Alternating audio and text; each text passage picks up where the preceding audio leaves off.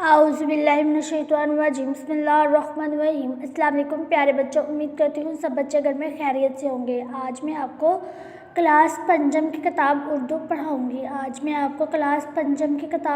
पढ़ाऊँगी। आइए चलते हैं पहले कल के सबक की तरफ। कल मैंने आपको सबक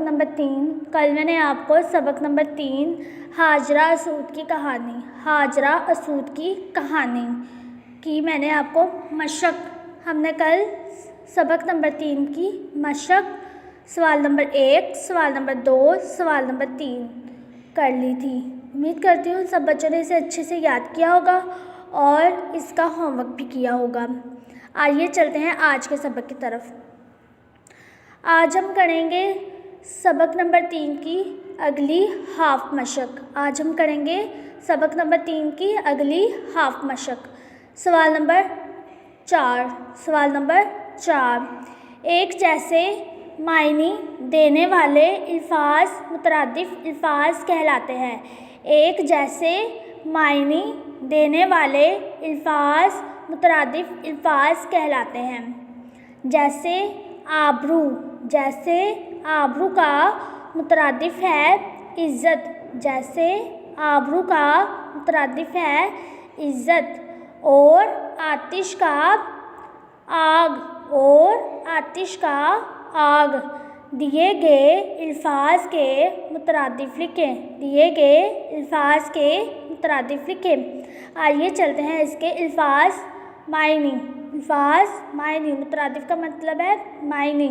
आइए करते हैं इसके अल्फाज मायने। पहला है लड़ाई। लड़ाई की मायने है जंग। अल्फाज है लड़ाई, इसका मायने है जंग। अल्फाज है खदशा, इसका मायने है अंदेशा।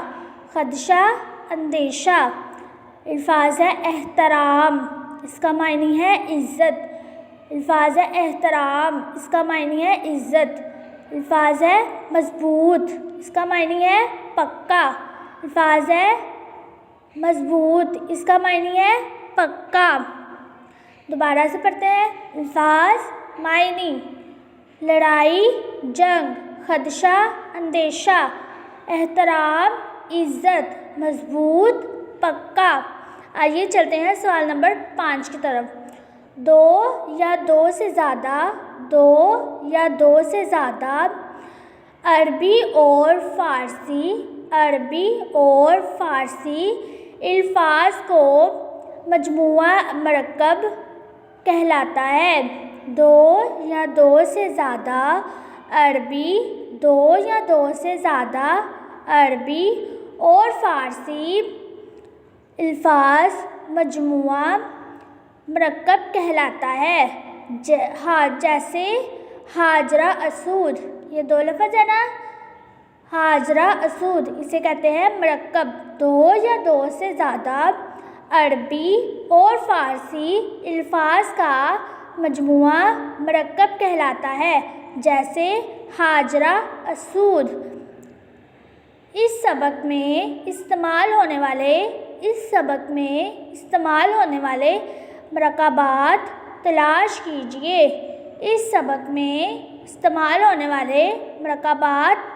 कीजिए और नीचे दी गई खाली जगह पुर कीजिए।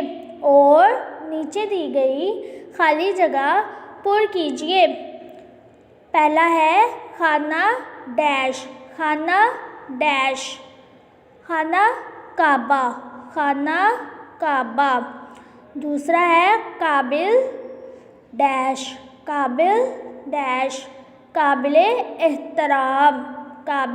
एहतराम। इस डैश में आएगा एहतराम, काबिल एहतराम।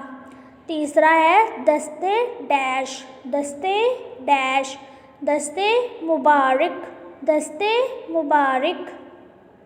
चौथा है खुश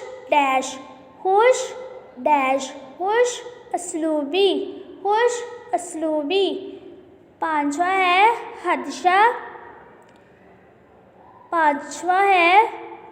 हाजता अलवदा। छेवा है सहने काबा। सहने काबा। दोबारा पढ़ते हैं। खाना काबा, काबिले एहतराम, दस्ते मुबारक, खुश असलूबी, हाजता अलवादा, सहने काबा। आइए चलते हैं सवाल नंबर 6 की तरफ। लुगत में अल्फाज हरूफ तहज्जी की तरतीब से दर्ज किए जाते हैं। हरूफ तहज्जी की तरतीब से दर्ज किए जाते हैं। यही वजह है कि हम हज़ारों अल्फाज में से अपना मतलूबा लफ्ज़ आसानी से तलाश कर लेते हैं और उसी का मतलब भी जान लेते हैं। सवाल नंबर 6 है।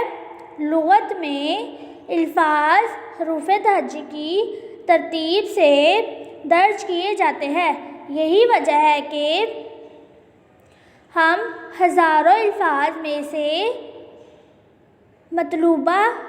अपना मतलूबा लफ्ज़ आसानी से तलाश कर लेते हैं और उसका मतलब भी जान लेते हैं। दर्ज झेल अल्फाज को आप हरूफ तहज्जी की तरतीब से लिखें। दर्ज झेल अल्फाज को आप हरूफ तहज्जी की तरतीब से लिखें। हरूफ तहज्जी यानी अलिफ बे की तरतीब से लिखें। पहला है काबा, फरिश्ता, हज, उम्रा, चादर, रसूल।